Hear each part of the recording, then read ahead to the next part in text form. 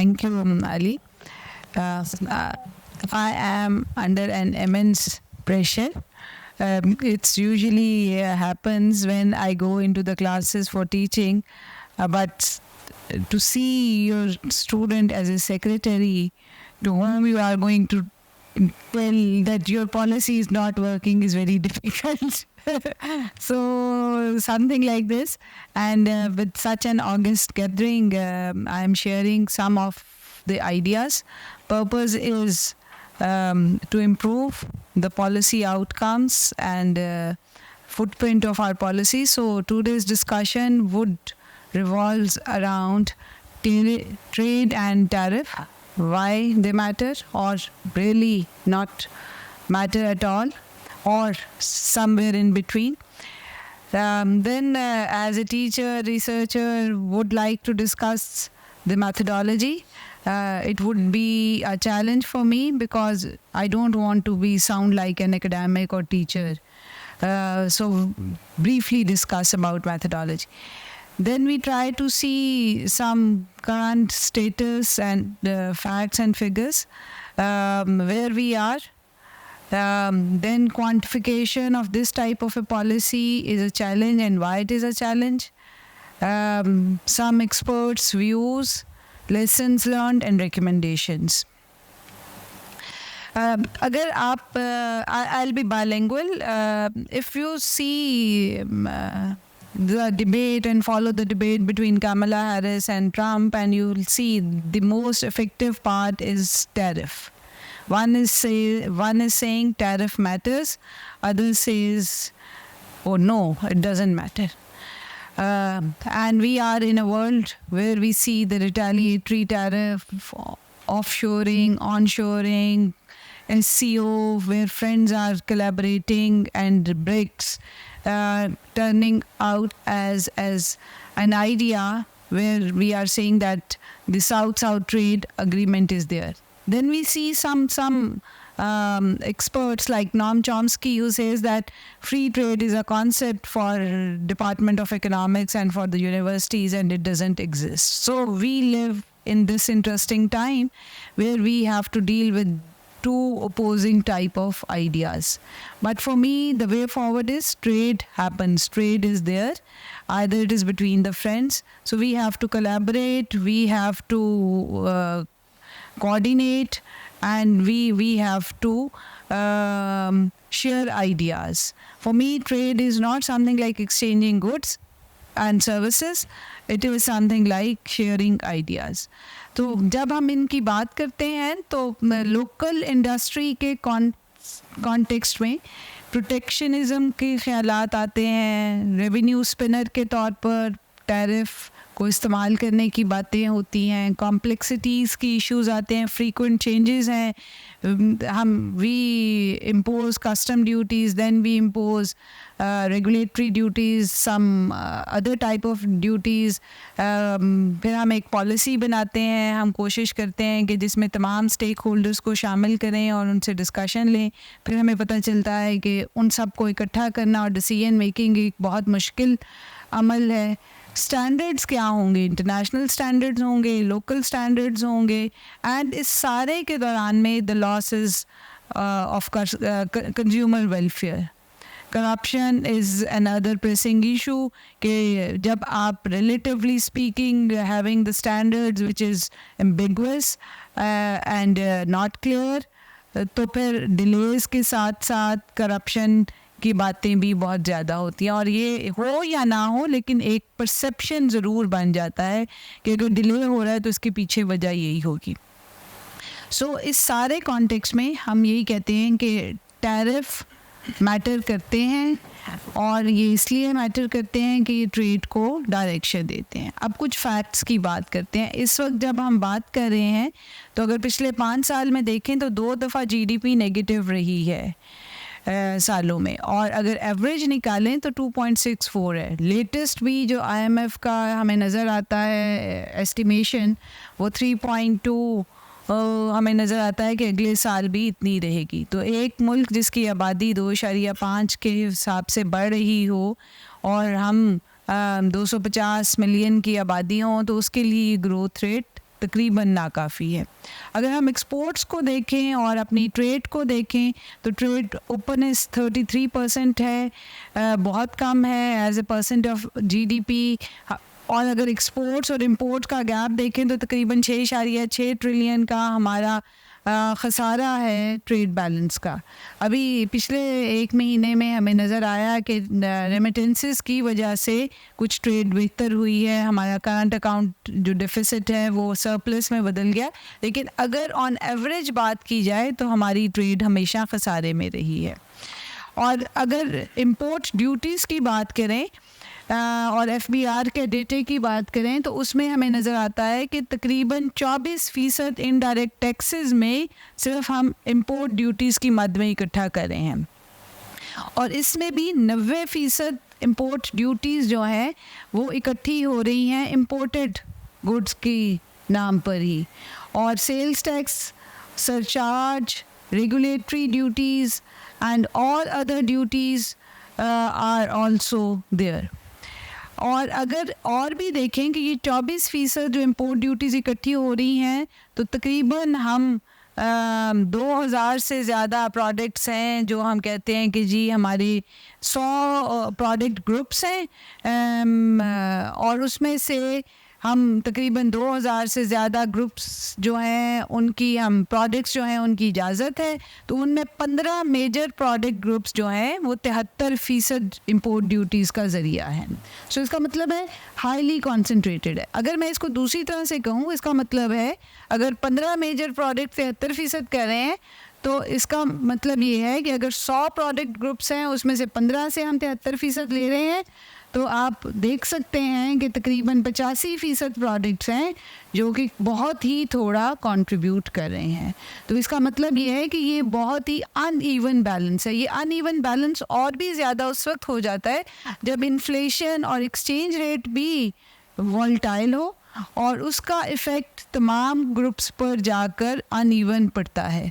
तो इसका मतलब है कि हम खुद डायमेंशन दे रहे हैं कि कुछ ख़ास प्रोडक्ट्स होंगे जिनसे हमने इंपोर्ट ड्यूटीज़ इकट्ठी करनी है। अब अगर आप इस ग्राफ को देखें, there are too many things in it, exports, imports, trend भी है, और उसके बाद आप देख सकते हैं कि एक हमने ट्रेंड भी बनाया है और एक परसेंटेज ग्रोथ भी दिखाने की कोशिश की है। और ट्रेंड जो सीधी लाइनें नज़र आ रही हैं खिंची हुई जो ऊपर की तरफ नज़र आ रही है, आप देख सकते हैं कि इंपोर्ट्स में तकरीबन हमारी 25-26% के हिसाब से इजाफा होता नज़र आता है।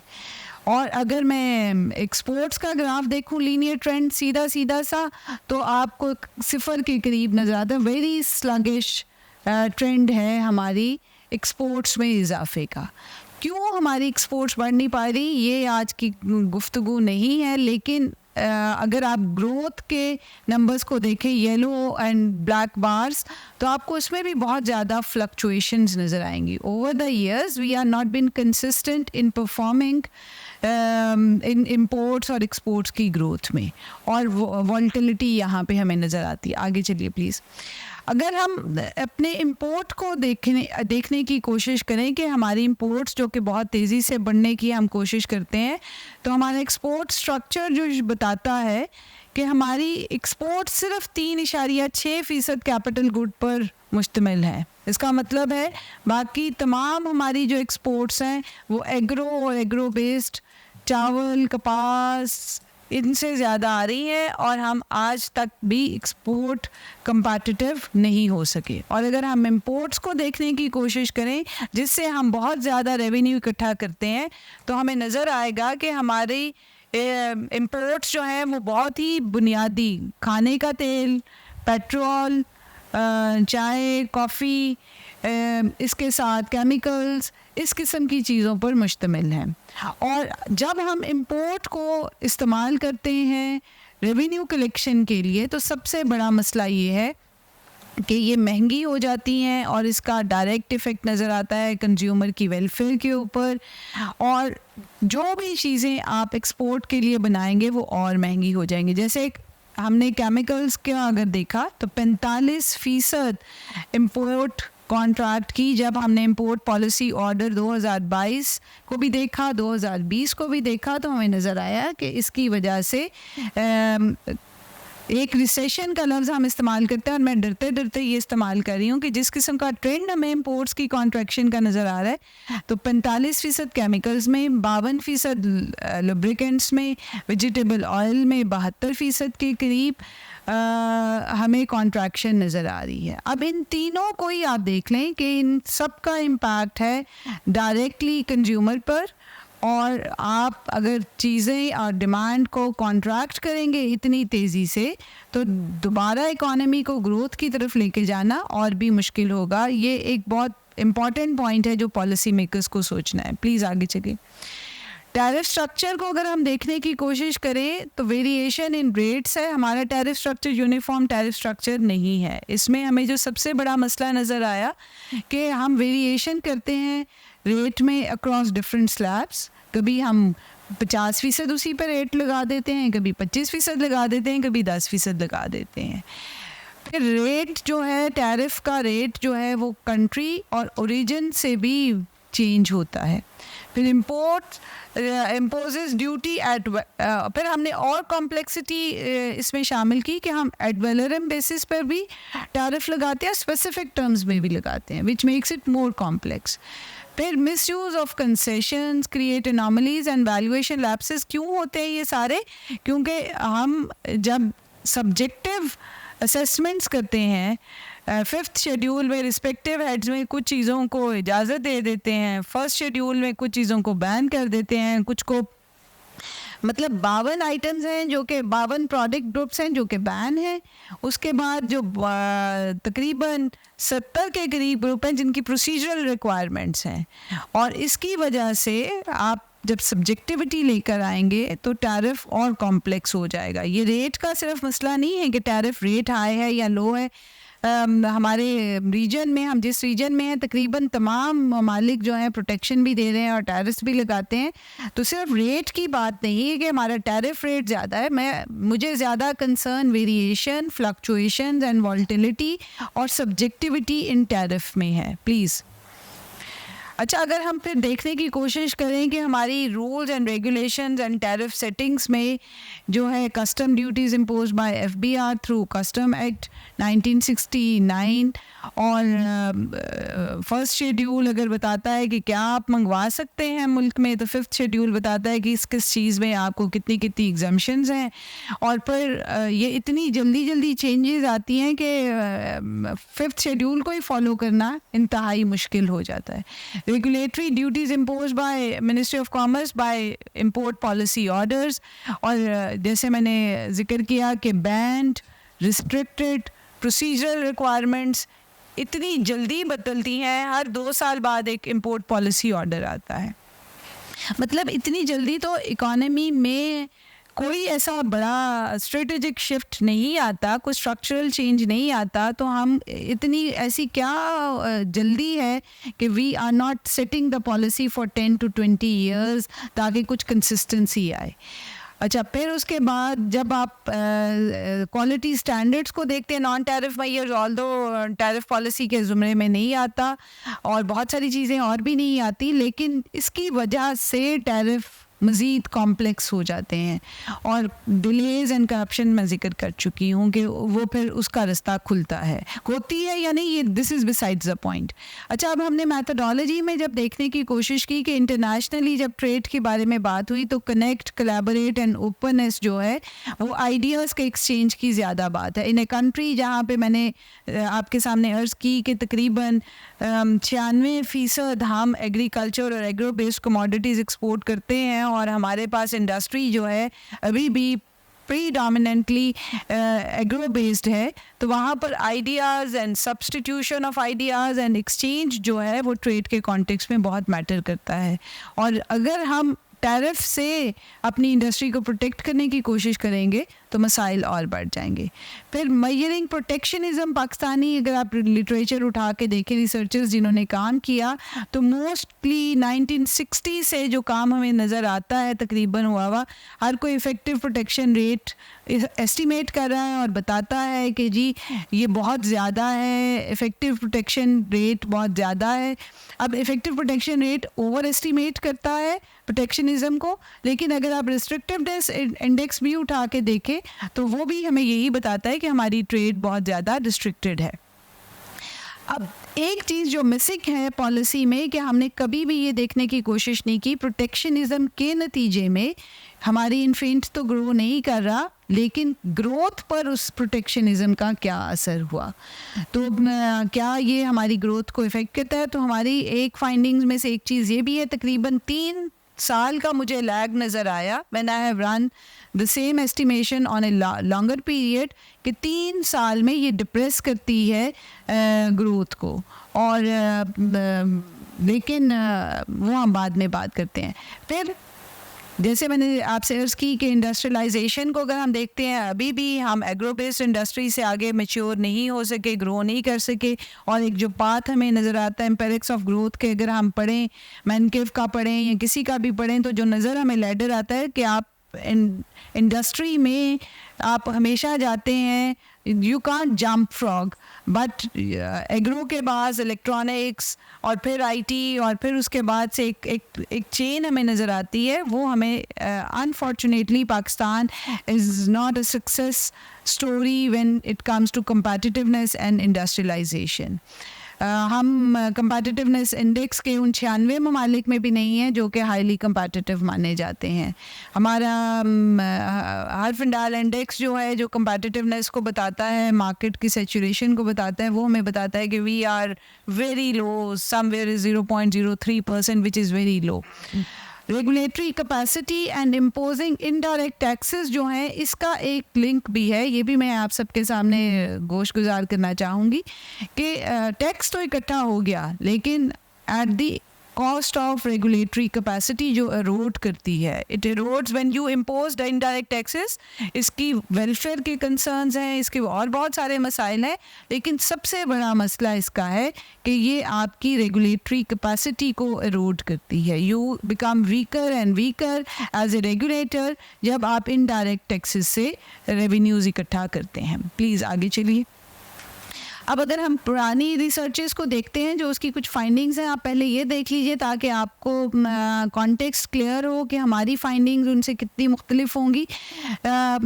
इफेक्टिव प्रोटेक्शन रेट अगर आप देखें, ERP reductions were observed in agriculture 3.6% to 1.2%। ये रीसेंट स्टडीज ईशान ने 2023 में की, और मैन्युफैक्चरिंग में 99.8 से 39.7%, और सर्विसेज में नेगेटिव इफेक्टिव प्रोटेक्शन रेट नज़र आता है। माजरत ERP ने EPR इफेक्टिव प्रोटेक्शन रेट है ये। Tariff negatively affected revenue collection, और जब आप बहुत ज़्यादा वॉल्टाइल टैरिफ रेट रखते हैं तो मेरा ये ख्याल है कि यूनिफॉर्म रेट से ज़्यादा टैरिफ इकट्ठा हो सकता है एज़ कम्पेयर टू फ्लक्चुएशंस के साथ, जब आप बहुत ज़्यादा वॉल्टाइल करें। और समझ नहीं आती है, FBR किसी डॉक्यूमेंट में ये बताने की ज़हमत नहीं करते कि क्यों ख़ास प्रोडक्ट्स पसंदीदा हैं फॉर दी रेवेन्यू कलेक्शन और बाकी सबको क्यों एग्जाम्शन हासिल है।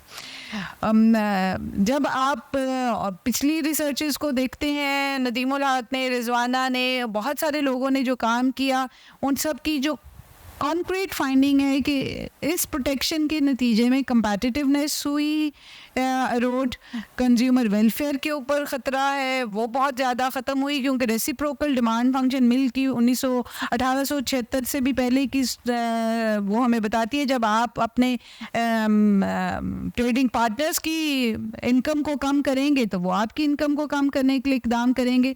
सो this reciprocity of contracting the demand is another issue which is there in the literature, और डी इंडस्ट्रियलाइजेशन की हमारी इंडस्ट्री कभी भी ग्रो नहीं कर सकी है। इस सारे के बाद एज ए रिसर्चर जो मेरे दिमाग में कुछ सवालात आए थे कि change in tariff rate effects GDP, trade and domestic prices and demand कैसे करता है। कुछ हमें मैक्रो पर्सपेक्टिव से देखने की ज़रूरत है कि जब टैरिफ में चेंजेस आती हैं तो ये GDP ग्रोथ रेट को कैसे इफेक्ट करता है, ट्रेड को कैसे करता है, प्राइसेस को कैसे करता है और डिमांड को कैसे करता है।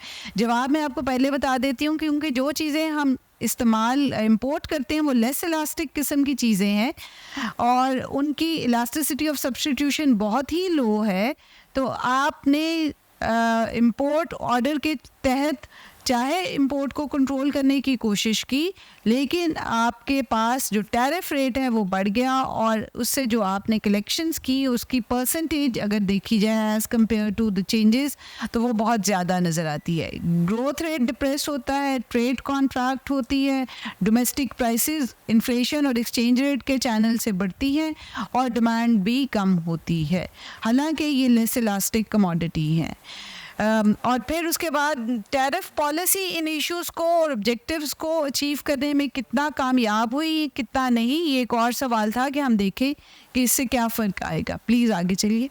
हमने जो इसके लिए मैथडोलॉजी की, मिक्स्ड मेथड, जैसे अली ने बताया कि मिक्स्ड मेथड हमने किया, हमने तकरीबन वैसे किए तो ज़्यादा है, 12 से ज़्यादा, कुछ हमने कोशिश की कि ना बताएं, जिन्होंने बहुत ज़्यादा हमें बताया कि आप क्या सवाल कर रहे हैं, तो हमने उन वाले इंटरव्यूज़ को नहीं किया, लेकिन 12 से ज़्यादा इंटरव्यूज़, एक्सपर्ट्स इंटरव्यूज़ थे जो हमने किए, जिनकी पॉडकास्ट भी है, स्ट्रक्चर इंटरव्यूज़ थे, और उनसे हमने जानने की कोशिश की कि वो हमें बताएं कि किस तरह से ये इफ़ेक्ट करती है टैरिफ ट्रेड को और पाकिस्तान में मैक्रो इकनॉमिक वेरिएबल्स को। क्वांटिटेटिव टेक्निक्स में मुझे हमेशा से शौक है मैक्रो एनालिसिस करने का, तो वी डू वेरी रूडिमेंट्री और basic type of things. Impact of tariff on trade क्या है, कॉजेशन क्या थी, लॉस फंक्शन क्या है, we use data for estimating all these things. Qualitative methods हमने जो किए वो 12 एक्सपर्ट इंटरव्यूज़ हैं और एन वीवो और इम्प्रेशन मेथड को इस्तेमाल किया in analysing the information. Please अब ये आपके सामने रिपोर्ट में आपके पास ज़्यादा डेटा नज़र आएगा।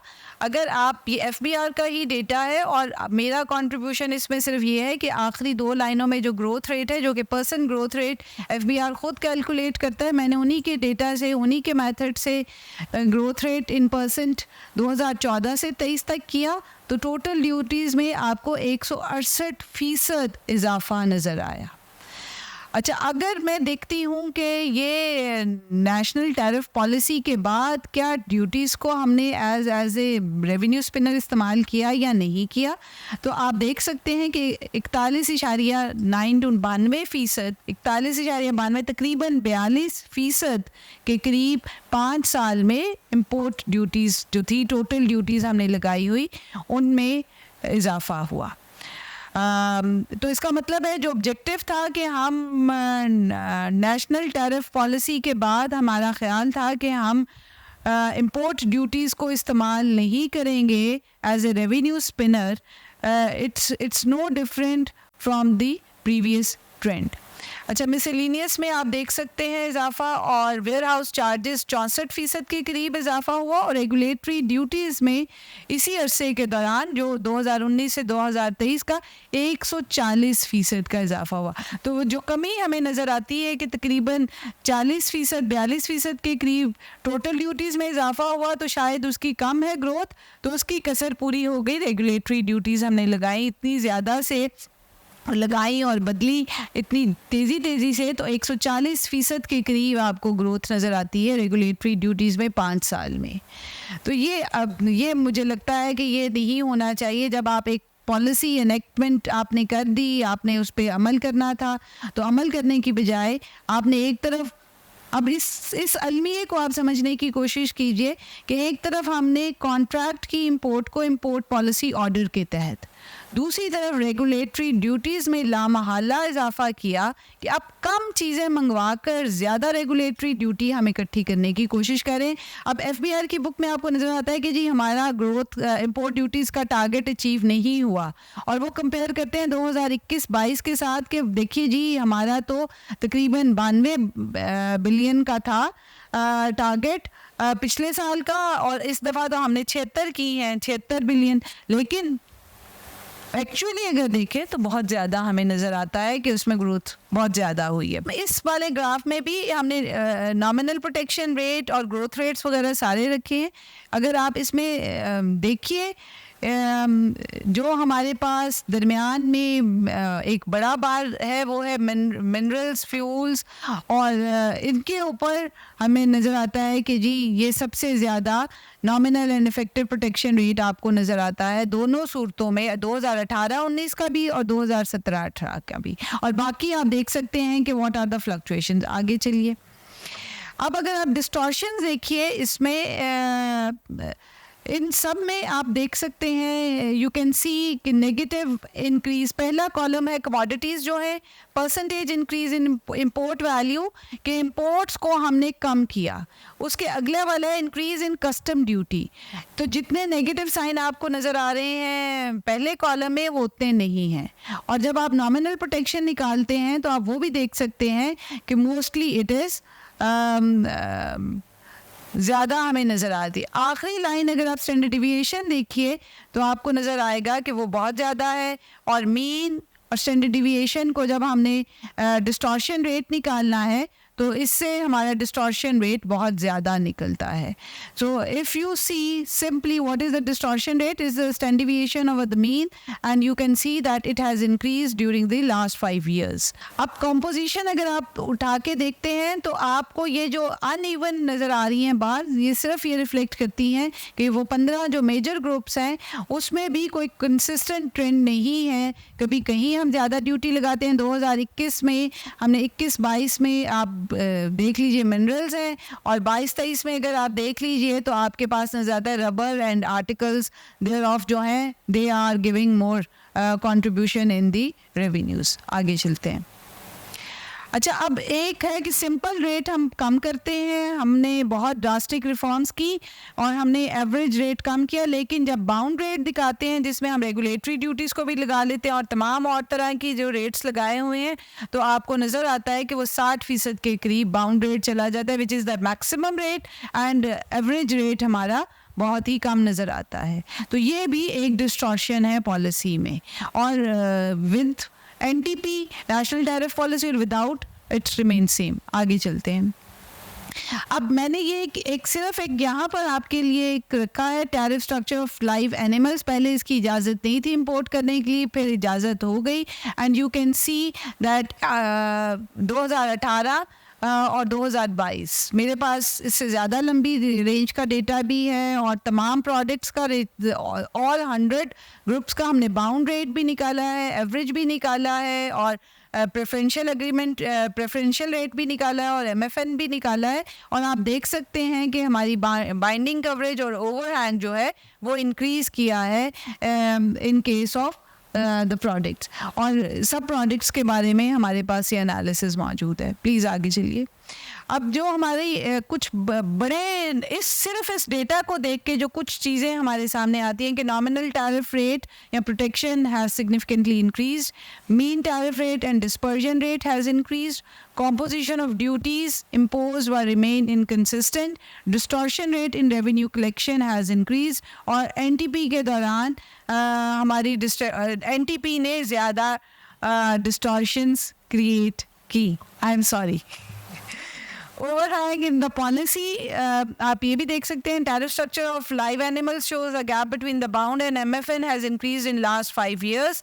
In case of meat and eatable meat, there is decrease in the duty rate, standard deviation and the binding coverage. Dairy products में भी has increased dispersion and the binding overhang, और coffee में और इसी तरह cereals में। Please आगे चलिए। So there is overhang as well which is showing a very inconsistent and very sensitive policy which keeps on changing। अच्छा, अब ये NTP नेशनल टैरिफ पॉलिसी के बाहर की बात है, लेकिन ये सिर्फ ये बताता है कि जो कुछ हम कर रहे हैं अपनी टैरिफ पॉलिसी के साथ, उसमें एक और डायमेंशन जो मिसिंग है, जो हम कहीं और जाके देखते हैं, वो नॉन टैरिफ मेजर्स हैं, और जो हमारी ट्रेड लॉस हो रही है due to various tariff non tariff measures. Last column आप देख लीजिए, इट्स ह्यूज, हमंगस। फिर हमने जैसे as a researcher macro economist मेरा इंटरेस्ट हमेशा से कि टैरिफ पॉलिसी ग्रोथ को या हमारे इन्फ्लेशन रेट को या टैरिफ रेट को या उसका प्रीवियस कनेक्शन क्या है, ये बिल्कुल बेसिक मॉडल है, इट्स नॉट अ हाई-फाई, लेकिन डबल लॉग हमने रिग्रेशन रिजल्ट किए और उस पर हमने देखा कि what is happening with between the tariff rate and the growth. और आपको पहला मॉडल और दूसरा मॉडल एंड इसके मैंने सारे टेस्ट भी किए हुए हैं, एंड यू कैन सी कि जी हमारी नेगेटिव नज़र आ रही है। 0.75 इज़ कंसिस्टेंटली शोइंग कि there is one standard deviation increase will increase 75% decreases the growth. अच्छा, इसके बाद ट्रेड ड्यूटीज़ का पॉजिटिव रिलेशन है. जब टैरिफ रेट बढ़ेगा तो ट्रेड ड्यूटीज़ बढ़ी है, इस वजह से एक्सचेंज रेट के साथ आप देख सकते हैं negative, and lag, previous lag के साथ भी it is explaining the relationship. तो अब इससे मुझे ये नज़र आता है कि अगर हम टैरिफ रेट को एज ए रेवेन्यू स्पिनर इस्तेमाल करते हैं तो ग्रोथ तो डिप्रेस होगी, मैक्रो इकोनॉमिक स्टेबिलिटी के इशू भी बहुत ज़्यादा हो रहे हैं. आगे चलते हैं. अब डिस्कशन ये है कि जी टैरिफ जो है statistically significant but also economically substantial, इसकी कॉस्ट बहुत ज़्यादा है. Increase in tariff rates leading to 75% decrease in the output with the 3 years lag. Higher tariff rate indicate weak institutional capacity. सबसे बड़ा मसला कि जो आपने प्रोटेक्शनिज्म दी उसने रीअलोकेट लेबर को नहीं होने दिया और वो एक्सपोर्ट सेक्टर्स में नहीं गई और एक्सपोर्ट सेक्टर की ग्रोथ नहीं हुई. इससे इनोवेशन और स्पिल ओवर इफेक्ट्स भी हैं which we can measure separately but not in this report please. अच्छा, कॉजेशन भी हमने देखने की कोशिश की कि क्या है, हालांकि for me I know it doesn't make any really sense, लेकिन it shows how things move and the detailed results are there. और आप देख सकते हैं एक बहुत ही शॉकिंग रिजल्ट आया कि टैरिफ के बढ़ने के बावजूद हमें कॉजेशन नज़र नहीं आ रही थी टैरिफ रेट के साथ एंड टैरिफ ड्यूटीज़ की और टैरिफ रेट की. तो मुझे ऐसे लगा कि इसकी वजह सिंपली ये है कि crude oil, palm oil, coffee, T remain in elastic और वो टैरिफ रेट के बढ़ने के बावजूद वो इनकी कमोडिटीज़ की डिमांड या कंजम्पशन में कमी नहीं होती. तो that may be one of the possible reasons, but this area needs further exploration and we have to find out what is actually the fact. Contraction in trade is there. और इसकी वजह से हमें एक जो लिंक नज़र आता है वो डिप्रिसिएशन या एक्सचेंज रेट चैनल भी नज़र आता है जो कि हमें देखने की ज़रूरत है. क्वालिटेटिव एनालिसिस बहुत ज़्यादा हमने जब किया उसमें एक्सपर्ट्स जो थे उनके व्यूज़ जो थे वो बहुत ज़्यादा हमें उन्होंने मदद की to understand the tariff policy and all the issues related. जो की इश्यूज़ हमें नज़र आए, पहले तो इम्प्लीमेंटेशन का इशू है. तमाम स्टेक होल्डर्स को एक बोर्ड पे बिठा के आप समझते हैं अगर फ़ैसला हो सकता है तो उसके लिए बहुत ज़्यादा रूल्स रेगुलेशंस बनाने की ज़रूरत है. But even after the 5 years policy is going to lapse soon. तो हमारे अभी तक रूल्स रेगुलेशंस नहीं बन सके. डिसएग्रीमेंट को कैसे डील करना है, किस तरह से स्ट्रेटेजिक इंडस्ट्रीज़ को जो सनसेट क्लॉज दी गई थी उसको इम्प्लीमेंट करना है. कास्केडिंग जो हमने दी थी उसने क्यों लोकल इंडस्ट्री को प्रमोट नहीं किया, this is a separate question, लेकिन उसके इम्प्लीमेंटेशन इफ़ेक्टिव हमें नज़र नहीं आती. ताबिश साहब जानते हैं real time high frequency data availability is an other challenge. हमें विट्स से जाके डेटा लेना पड़ा, ट्रेड मैप से लेना पड़ा, पाकिस्तान ब्यूरो स्टेटिस्टिक्स से लेना पड़ा, लेकिन हमारे पास एक्चुअल अपना डेटा ट्रेड का रियल टाइम का नहीं मिल सका. तो अभी भी 1 साल ये लास्ट वाला जो है हमने एनालिसिस में इसलिए शामिल नहीं कर पाए. नीड फॉर, अच्छा फिर FBR की रिपोर्ट 1 साल बाद आती है और NTC का डेटा या ट्रेड डेटा आपको PPS से मिल जाता है और मिनिस्ट्री ऑफ कॉमर्स से मिल जाता है, ट्रेड मैप से मिल जाता है, लेकिन अब आपने उसको लिंक करके तो FBR से देखना है. तो that is a real challenge how to integrate all these things. आगे चलते हैं. की मैसेजेस ट्रेड इज़ और ये मैसेजेस मेरे नहीं है, ये हमारे एक्सपर्ट्स हैं, उनकी कुछ स्टेटमेंट्स हैं. सारी स्टेटमेंट्स हमने रिपोर्ट में दी हैं, लेकिन अगर आप देखिए तो trade is the shortest, easiest and the tested way to reduce poverty. हमारे एक्सपर्ट्स का ख्याल है Pakistan is amongst the 7 most protectionist countries. Trade, investment and aid must go hand in hand, specially in partnership like CPEC. Unfortunately, Pakistan never became part of global value chains. Policy formation is fragmented because key players like FBR, Commerce and Finance have different objectives. National Tariff Commission, which had shown some improvement, लेकिन उनकी capacity के issue, उनको ये additional task दिया गया, उनके पास man power की कमी और प्रोएक्टिव अप्रोच की बजाय रिएक्टिव अप्रोच है. जब कंप्लेन आती है then they do the analysis. These type of things are there and this has to revert और चेंज फॉर द बेटर। आगे चलते हैं हम। इसमें हमने 2019 नवंबर 2019 को इनेक्ट किया और इसमें हमें नज़र आता है कि ऑब्जेक्टिव्स ये मैंने लिख दिए हैं, आप सब जानते हैं। आगे चलते हैं, दीज वर द ऑब्जेक्टिव्स। और सबसे बड़ा हमें जो मसला नज़र आता है एनटीपी की जब असेसमेंट कर रहे थे तो national tariff policy rules and procedures remain undefined. कैसे कंसेंसस करना है, WTO वाला कंसेंसस प्रिंसिपल लगाना भी है या नहीं, दैट रिमेन वेग। Capacity of NTB, tariff board जो है किस तरीके से काम करे, एड हॉक डिसीजन मेकिंग जो है वो वहाँ पे कैसे ख़त्म हो, juniors from the ministries came without preparation, उस इशू को कैसे देखें, lack of engagement with the national tariff policy agenda. इतने सालों में पहले टैरिफ पॉलिसी नहीं थी, अब बनी है, तो क्या FBR को कमांड करना है और SROs के थ्रू रेवेन्यूज़ इकट्ठे करने हैं या इंपोर्ट पॉलिसी ऑर्डर के थ्रू हमने ट्रेड रिस्ट्रिक्ट करनी है। So this agenda of NTP seems orphan, तो इसको भी देखने की ज़रूरत है।